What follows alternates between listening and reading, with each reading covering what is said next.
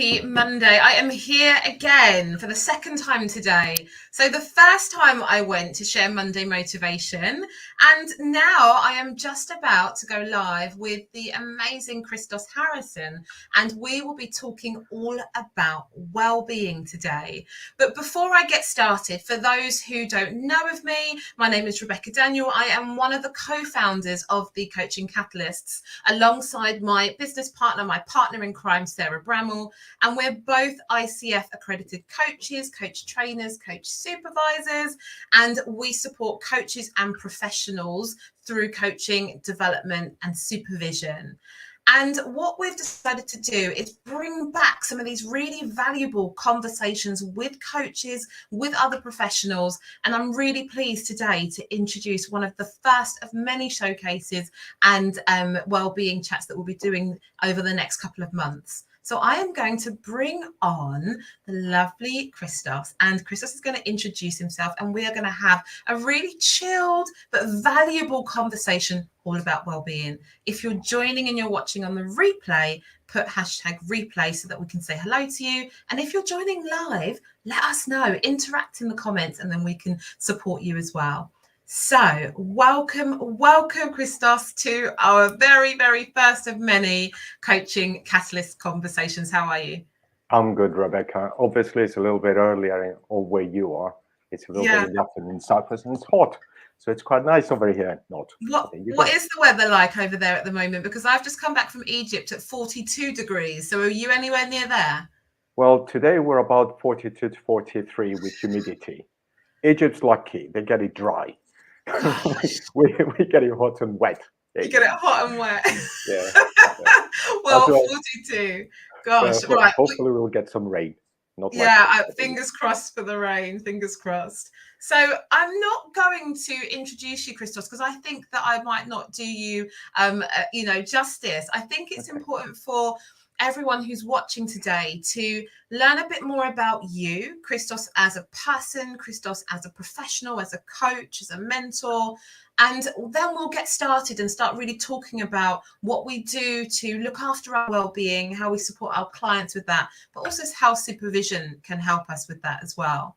And I'm just going to say hello to Jody. So hello, Jody, welcome.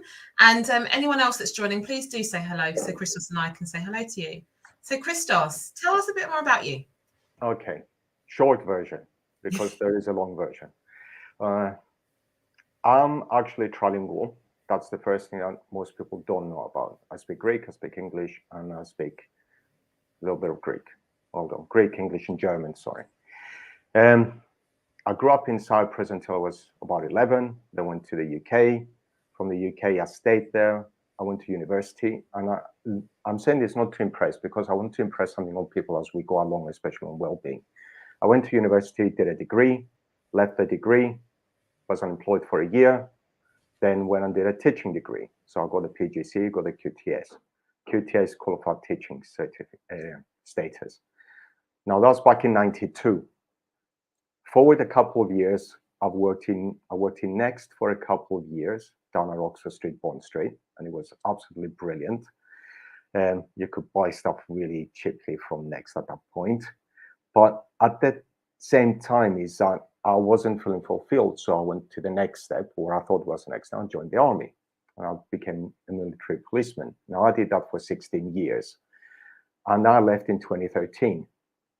Now, again, I need people to remember that this is not to impress, this is to impress a point, especially on well-being that we're going to cover later. Once I left, there was a lot of questions that I needed to answer for myself. And this is where my personal development journey started. We can call it self-help, we can call it self-discovery, or even awareness. And it's when I started reading books and listening to people, and the first person I listened to was Les Brown and Zig Ziglar. Now, if you're not aware of either of them, I strongly advise you get on YouTube, write Zig Ziglar down. The guy does exist. That's not a piss take. That is a real name. His parents actually named him Zig, even though his name was Ziglar, and Les Brown. Now, you'll get attached to one or the other, or both of them. I then went on to listen to Earl Nightingale, and the guy that made the difference for me was Bob Proctor. Now, for those that know, Bob Proctor passed away last year. So we lost there's a massive hole in personal development society at the moment, in the culture, because he was the one that actually brought everything to the forefront for me, because his story was he didn't know what was going wrong with his life. And then someone gave him Think and Grow Rich and said to him, do what I tell you until you can prove that I'm wrong, or I don't know what I'm talking about, but I know what I'm talking about. So he did what he was told, and then he made his millions within a year. But what he said and what he profoundly passed on continually was that it's not about the money, it's who he became.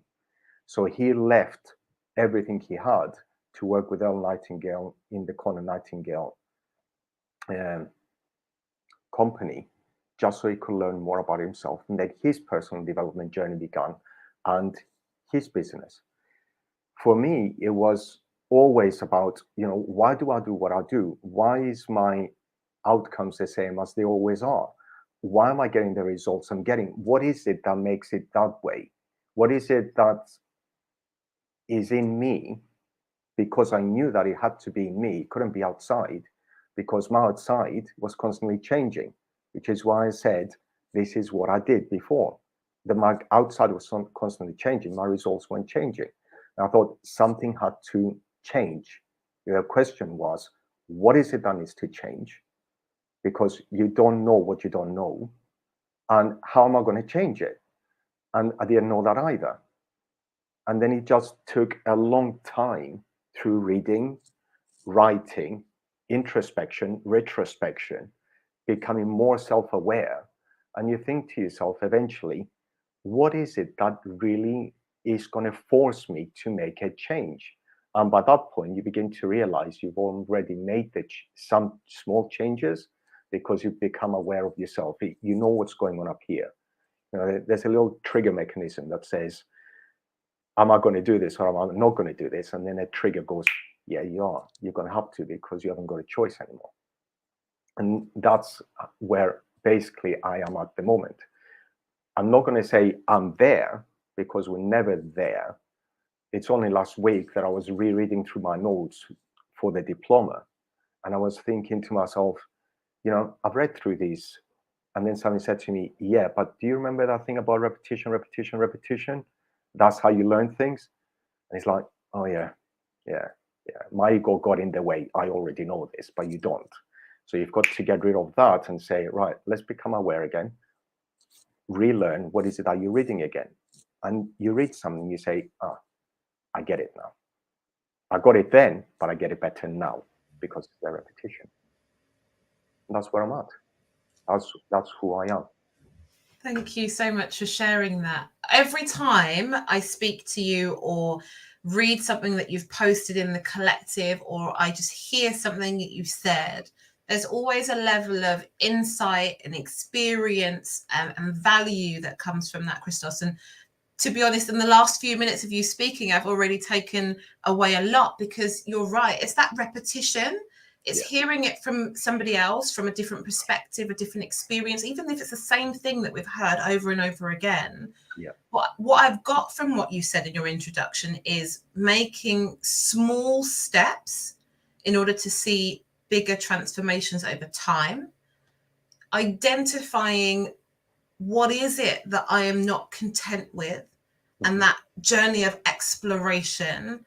And then also the implementation, because you're right, without any implementation, nothing changes. Yeah.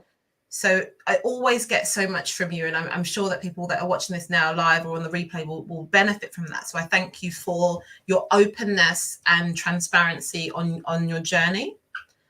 So as you've said, we're going to talk about well-being today, and you've already had a sprinkle of well-being within the introduction that you've kindly given us as well.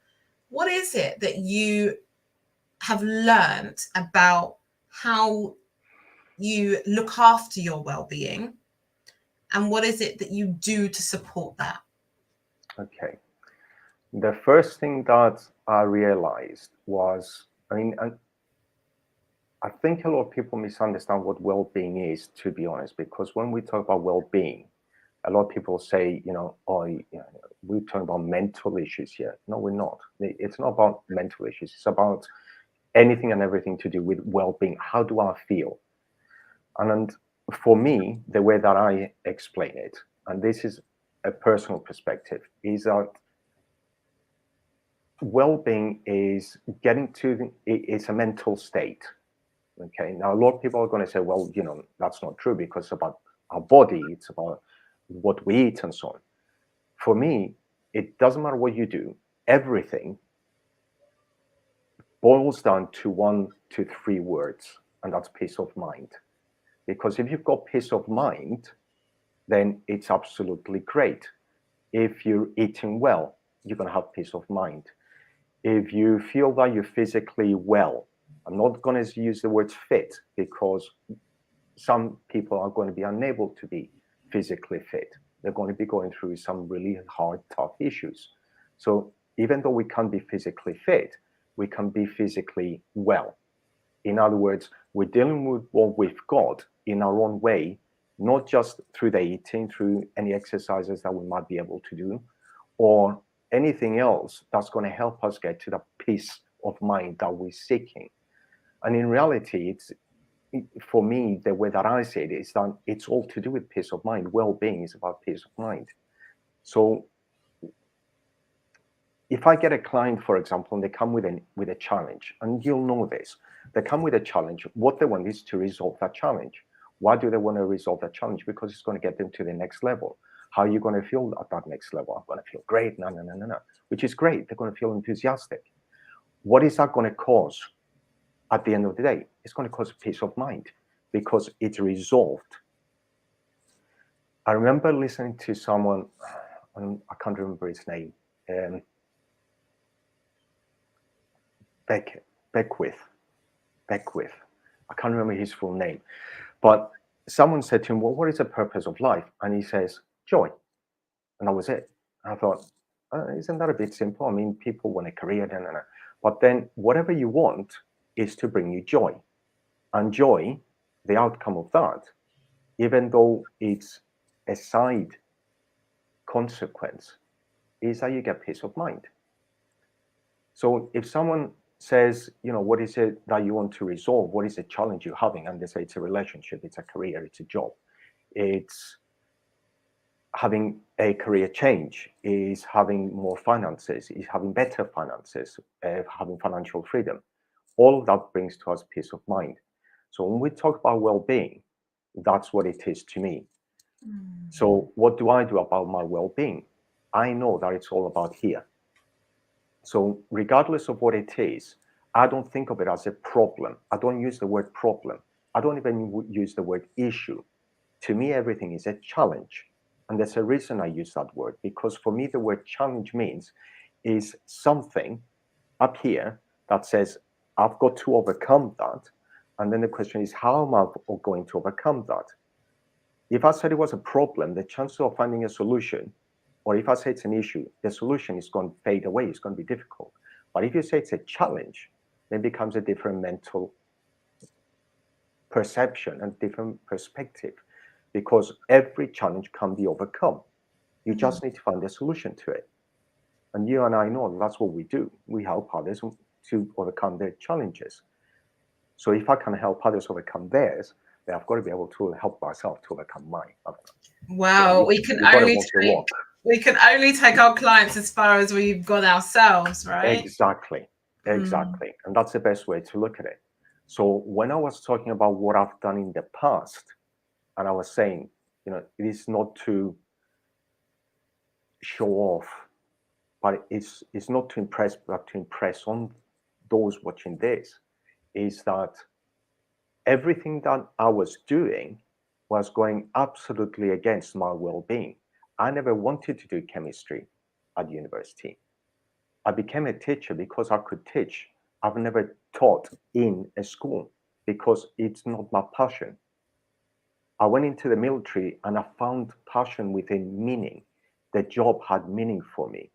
So that's what was important. So when I got out, I knew that I had to find that meaning again. And all the way through my personal development, the question that I was always asking was, what is it that's going to help someone or even force someone to make a change? In chapter 7, paragraph 12 of Meditations, Marcus Aurelius' Meditations, he says, stand straight or be forced straight, single line. That means you either choose to stand straight and follow a line for life, for yourself, or everything else is going to force you to do that, whether it's something you want to do or not. So up until a certain point, I was being forced until I said, I need to choose what I want to do with my life. Now, to most people, it's like, hold on a second, how old are you then? Well, I'm 52 years old, and I'm not getting any younger. But it doesn't mean that we can't say, right, what is it that I need to choose to do now? And there's a Chinese proverb which says, you could have started whatever you didn't start a year ago, you can start it now. I know that's not the perfect way of saying it, but you can start it anytime. The most important thing is getting started, which Absolutely. I think is a barrier for many. I like that you talk about it as being challenges, and I see that the same when we talk about strengths and weaknesses. I don't tend to like that word weaknesses, like the areas for growth, areas for development. Yeah. But you're right, it does all start with what goes on in here and how we feel. Yeah.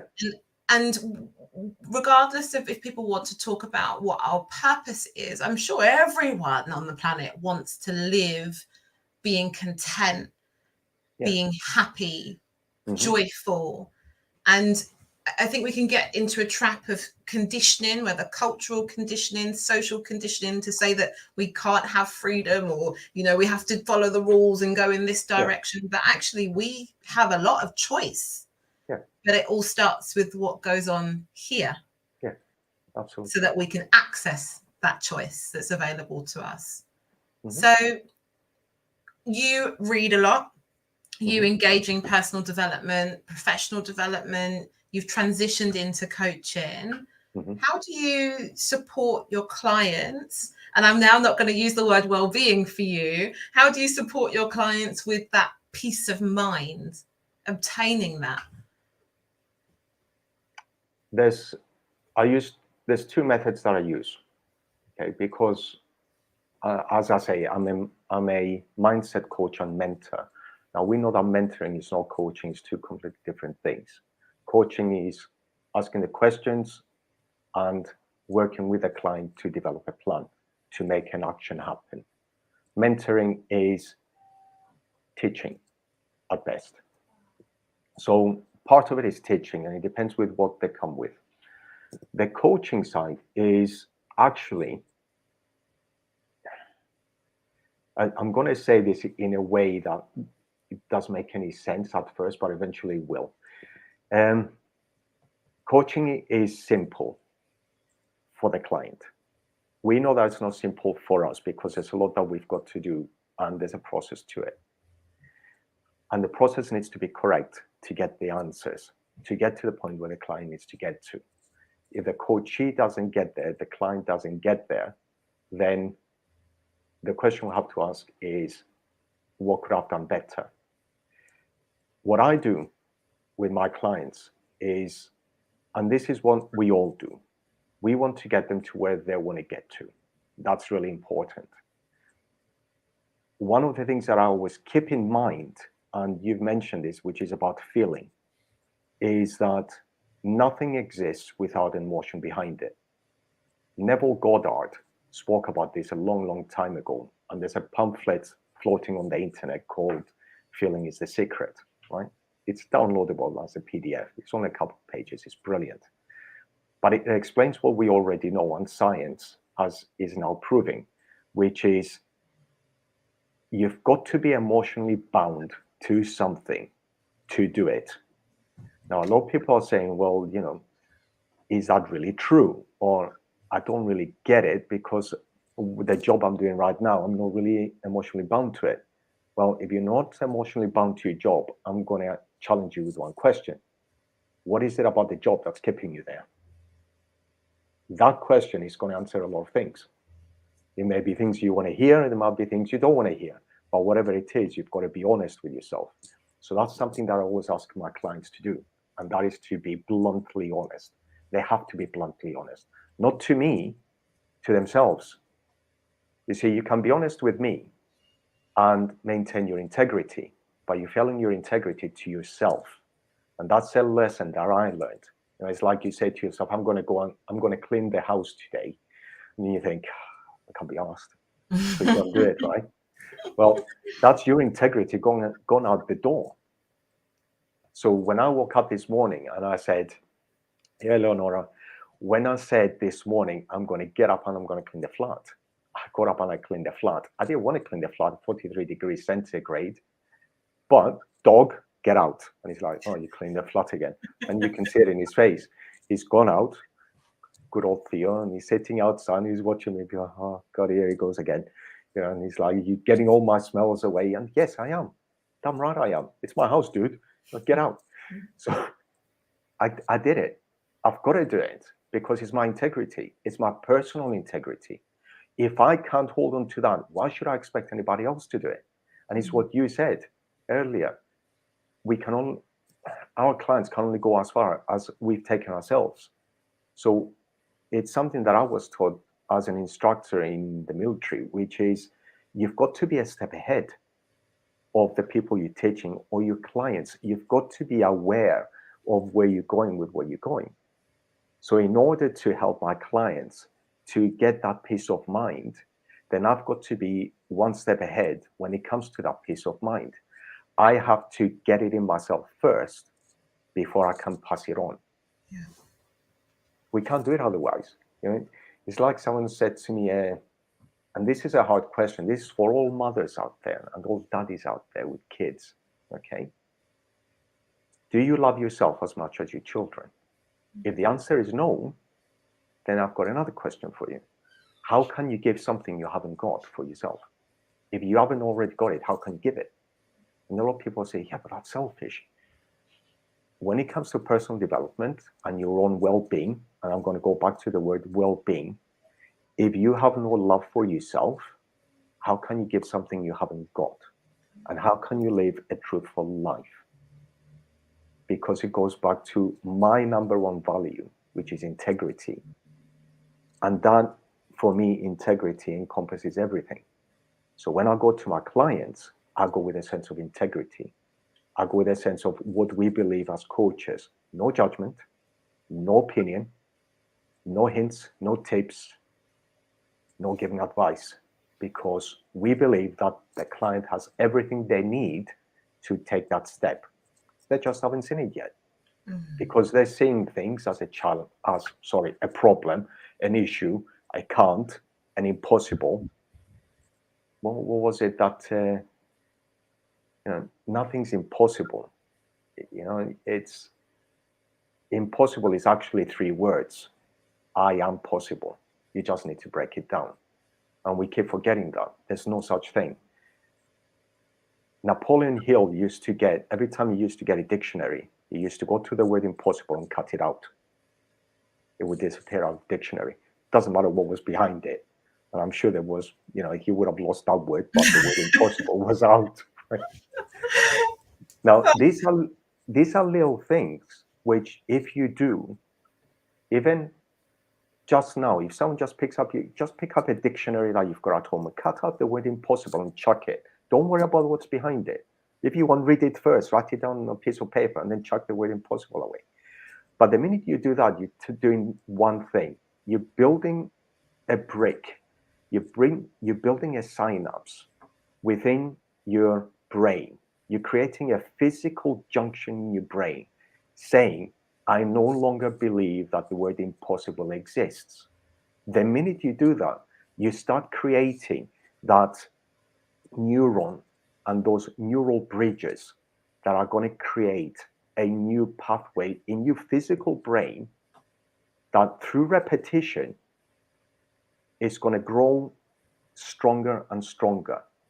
Just really quick about neurons. There's a thing in the middle of neurons called the myelin sheath, and the thing in the middle is called the axon. On one side, you've got the synapse, which connects to that thing. So you've got a receiver and a transmitter.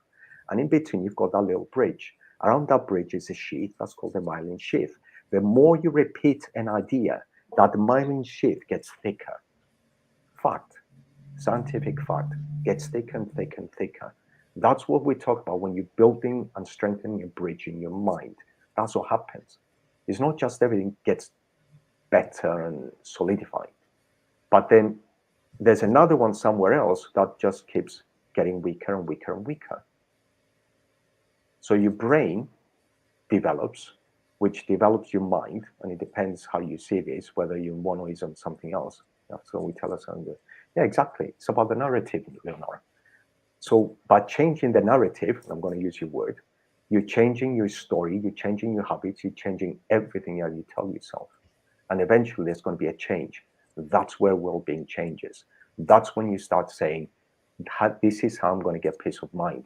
Can I do this? Yes, I can. Are you going to believe it at first? No. But how many times have you been lied to and eventually you believe it?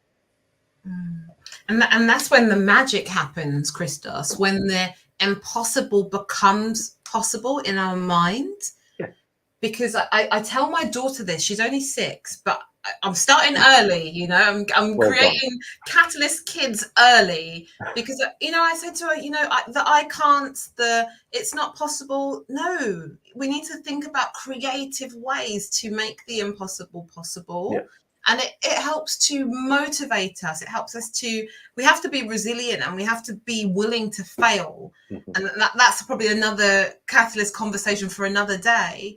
But when we can overcome those challenges of failure and, you know, unsuccessfulness, if that's even a word, then we can really start to see the joy in the challenges. I'm going to get my language right now. We can start to see the joy in the challenges and the hurdles, and then we can really start to celebrate our successes, our wins.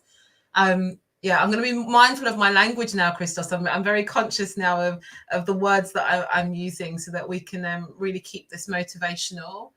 So you've been in supervision with the Catalysts for a couple of months now. Mm-hmm. And it's been an absolute pleasure having you in the community, and seeing you supporting and sharing more of these insights with the other coaches. How does engaging in supervision support our well-being for you as coaches? Well, you remember on the last one we did was we were talking about, you know, we do these jump boards. Yeah. And there's a lot of words that go on there. I don't know about every other group, but in our group, there's 2 things that kept coming up, and that's having a safe space. So when we were talking about, obviously, clients, you know, as a client, what would you expect? A safe space, somewhere where it's a confidential environment, it's an environment with no judgment, no opinions, and you don't get jumped on, literally, unless you choose to. So, you know, it's where we say, I want to be challenged, or I don't want to be challenged today. I'm feeling a bit sensitive. You know, maybe I'll feel sensitive one of these days and say that as well. We'll nurture you, Christos. We'll nurture you. Well, you see, that is a brilliant word. You've said it, subconsciously came out, but it's actually the perfect word, because that's what supervision does. It creates a sense of nurturing. And I don't mean that in the sense of, you know, getting bottle fed. I'm talking about the ability to open up in an environment that you feel comfortable, confident, not judged, no opinions thrown, and you know that everybody else is in a similar situation as you. Now, for most people, they're going to be saying, yeah, but do you really need that?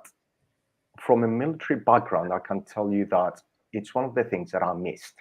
It's the fact that I'm not able to sit with another veteran, with my mates, and say, how on earth was your day? And I know that they're going to tell me the truth, and I can tell them something that can take a piss out of me. But it's your own community. And because you've all got that same thought, you've got the same exposure, you've got the same experience with what you're doing. For us, it's the coaching. Then it's easier to speak openly and speak your truth. You can be authentic. And this is something that I find more and more people are unable to do. They can't be authentic because they've got to put some form of a mask up every time they get into a certain environment. They'll go to a job or they'll go to work and they'll put a certain mask up because that's the mask that's expected at work. But that's not really them. They'll go out with their friends and there might be 2 or 3 friends. And if you've got one friend that you can actually drop a mask and be authentic with, you're lucky.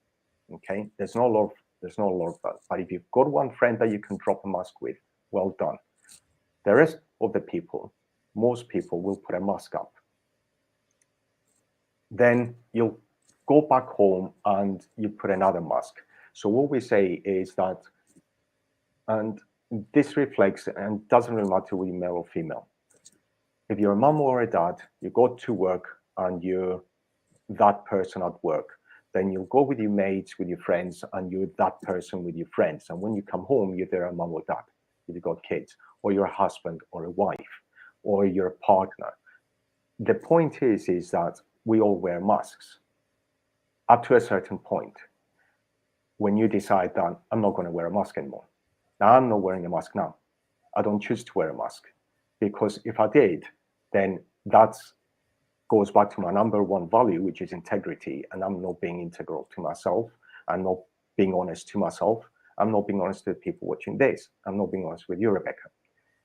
So by dropping all of it, it allows us to speak our truth and ask the hard questions that we need to ask. And that's what the supervision's done. It allows us to engage in ways that usually we're unable to engage with other people because it's not there, it's not available. We can't turn around and say, you know, how do I really build this business? Or I'm having a challenge with a client. What is it that I'm not seeing? Now, these are little things that people are going to say, you actually talk about me? Well, no, we speak about the situations. We never mention names because it's all confidential. And we keep things confidential. And this is something that a lot of people misunderstand about the pure coaching community, about what we do, about the confidentiality of everything. But we talk about things that are going to help us as coaches, which will then help us be a better coach for our client. And it'll give us it'll empower us to empower the client, to empower the coachee, to empower the person to do something more with their lives, which is why people seek coaching in the first place. I mean, the other side is not just from between us. It's like what you and Sarah do. You know, it's the input that we get from you guys is the little lessons that we get from your experience. And at the same time, yeah, exactly, Leonora, gets to drop the masks.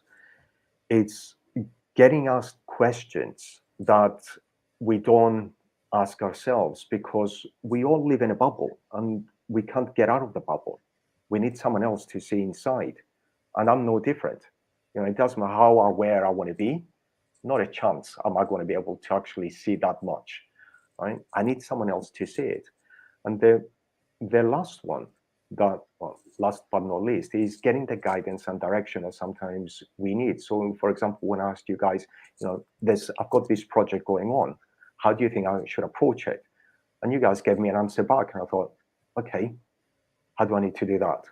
So I thought, right, who knows how to do that? And I went, my wife does. So I went and asked my wife, because she used to do sales. She used to do insurance sales. And she used to do cold sales via email. So it's like, really? So, baby, come over here. Tell me more about that. And she's going, what do you want? You know? Pillow talk, sales pillow talk. Yeah, more like she laughs at me when I try to do it. She goes, but still, you can't do anything without a bit of a laugh. You've got to be able to laugh at yourself, even at your failures. Because if you can't do that, then you get stuck on them. My dad used to tell me, you've got to be able to laugh at yourself. Because when others laugh at you, you can laugh with them. That's it. And I never used to understand that. But then afterwards, you say to yourself, I can't control what other people think about me. So why should I care? I know it sounds hard. And for a lot of people, it's like, yeah, but the position that I hold, I should care what other people think about me. Well, it's not about what other people think about you, and you shouldn't even need to think about that. If you are who you are, if you're authentic, I'm not talking about being nice. I mean, do the right thing by your people. Do collaboration. Do what you've got to do to keep going ahead and helping the people that you've got to help. Collaboration. Absolutely, Leonora. It helps us see beyond ourselves and encourages us to take our next step. Absolutely. It really is. Because, there's an old saying, 4 eyes are better than 2, 2 heads are better than 1. And that's what it's all about. I mean, even in Think and Grow Rich, Napoleon Hill was talking about the mastermind. And the mastermind was something that people thought, it's got to be something incredible. No, it's meetings. At its most basic level, it's meetings. It's corporate meetings. It's getting people together and saying, right, how can we improve this? But it's actually talking to people and not saying, no, I want you to prove me right. That's what I want in this meeting. But then you turn around and say, well, sorry, you're wrong. That doesn't work. We've tried this again and again and again. It doesn't work. So the question would then be, well, what can we do to change it? Is there a little variable that we can just take? And this is going from Andy Nisevich, that 1 degree, right? What is that 1 degree that we can change? That's going to change the direction of the company, the direction of the personality, the direction of the person, the direction of that result and the outcome that we usually get, or the result of that habit. It's like my mate Ollie. He's doing weights, and he's been doing weights for years. Now, nobody knows, but he had a compound, I can't remember what it's called. It's basically the muscle can't grow because of the sheath around the muscle. So it used to be really painful. You had to get him cut. He had to get out of the army because of it. But he's got back into his training. He went into a couple of competitions last year, came first. What he's done now, because he's not seeing any growth, he's decided to do a little change. It's a single degree. It's a small change that he's doing. Different results altogether. That's all it takes. We just need to say, what can I do to make that little change or take that single step that's going to get me closer to my goal? That is it. That's what we do. I mean, when you think about it, that's what well-being is about. What is it that I can do? 1 step, 1 degree, and that's what it is. Just a little bit. That's going to get me closer to getting peace of mind. And let's face it, you change 1 degree, it gets you to a completely different place. It's the difference between Hawaii and Alaska. When you're down in Australia. Did you say Hawaii and Alaska? Yeah. Well, I guess if you're down in Australia and you change 1 degree, you might end up in Alaska instead of Hawaii, I think. Well, yeah, we don't maybe. know. But Don't know. on that note, metaphorically speaking. On that 1 degree small tip, I'm just going to put some notes from Leonora, lovely Leonora, who said, for way too long I had a lone wolf mentality which didn't serve me. Yeah. And I spoke about small steps today, which was so much easier to visualize. Absolutely. But the most lovely comment, Christos, here is that you are a wonderful support, Christos Harrison. So on that note, Leonora, she's undervaluing herself again, and she knows it. And this is going out to everybody. You're undervaluing yourself, Leonora. And you are a lovely support too, Leonora. We'll talk about you later. Exactly. But on that note, Christos, it's been a really interesting coaching catalyst conversation with you. We've spoken about your transition, your growth, your learnings. We've spoken about well-being and peace of mind. Now I'm going to be more conscious of the word peace of mind. I'm going to look into transitioning into using that term, because I do agree with you on that journey that we're all looking for some form of peace of mind. Then we spoke about what you do as a coach for your well-being, how we support your clients, or how you support your clients, and how we as coaches support our clients, but also the power of what supervision has helped in that process as well. Absolutely. So much for people to go back. Leonora's laughing at us now. So much for people to go back and replay. And what I would invite people to do is, as you are watching this on the replay or live, as Leonora has so kindly done, interact, drop questions below in the chat. And what that will help us to do is to connect with you and support you as well in this conversation, because actually this is a conversation between Christos and myself, but also with you as well in the community, over on LinkedIn and over on YouTube as well. So Christos, I'm going to thank you very much for joining me today. I can't wait for Sarah to play this back. I know she's going to be excited to watch this back, and I'm hoping we can also showcase you as a coach as well in the next few weeks and couple of months. So if people want to get in contact with you, I've put the link to your website at the bottom, which is Christos Harrison. Very lucky that you managed to get that full.com domain there. I know, it's like, it's so common. No, it's not. It's not. The benefits. I got it back in 2016, and it's been there ever since. Oh, really? I've been putting it up and down, up and down, up and down until now. That stayed there. Oh, fantastic. I've just had a private message over on LinkedIn while we've been talking, Christos. Somebody said a great lunchtime session. So I'm sure that we will be getting lots more feedback. And Mr. Paul Harrison, Morrison. Fabulous over there. So I invite you all to replay this, watch this again, and share what you do for your well-being, and what support, if any, you need, and get in touch with Christos, myself, Sarah, and be part of the community. So bye for now. Any last words, Christos? Yeah, for anybody that's actually going into well-being, start with peace of mind. Do reach out, do ask questions, and like Rebecca said, do not forget Rebecca and Sarah, because they're the ones that are actually leading on the coaching catalyst. And I'll be honest, if I hadn't done this, I'd be kicking myself in the head. Oh, bless you. Seriously. So it's helped me see things that I wouldn't have seen before. And I'm going to back Leonora's point there that I was a lone wolf as well before I did this. Oh. Thank you, Leonora.